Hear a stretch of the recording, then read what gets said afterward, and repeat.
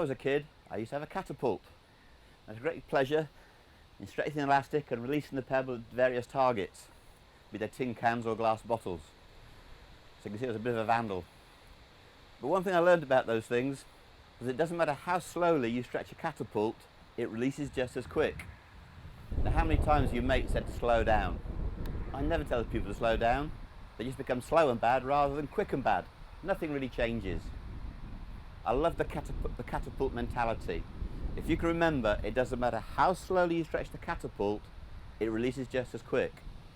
Now the golf swing is like stretching 3 catapults simultaneously. You imagine a big catapult in my hand, that's the body, and then 2 half-size catapults, forearms and wrists. And what I'm doing is I'm stretching all 3 catapults and releasing them together. So when you work an explainer, that's what you're doing. You're stretching 3 catapults. So the major one is the shoulder turn. Because when you turn the shoulders, you've got half a golf swing. Your torso, your hips, your leg action and your weight shift are being dragged into life by the weight of the roller. So that's half your power right there. Now, if you look at the forearms, they rotate 90 and 180. That's the way they're made. So your second catapult is your shoulders and your forearms. That takes you to 3/4 of a swing. And the thing with forearm rotation, if you don't use it, you fade it. And if you use it, you draw the ball. So what's the missing element? It's wrist hinge. Can you imagine stirring a bowl of eggs with a stiff wrist? That's all you could do. You could stir. If you could release the wrist, you could whisk them.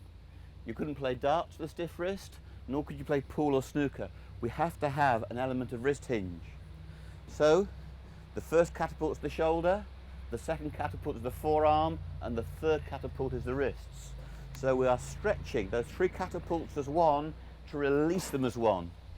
If those 3 catapults are quick or separated or not synchronized, then they won't be together as impact.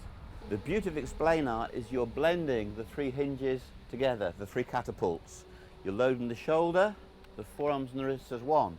And if they are blended into one movement, the flow of power is great. Now then, let's go back to the idea of stretching a catapult. We can stretch the catapult smoothly and release freely.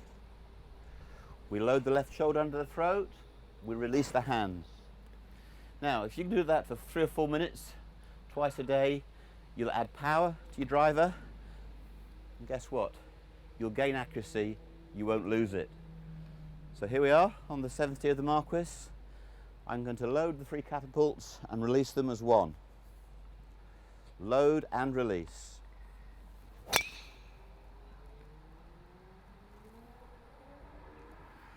You see, if you blend the 3 catapults together, if you stretch them simultaneously, they release simultaneously. And when that happens, you've got power and you've definitely got accuracy.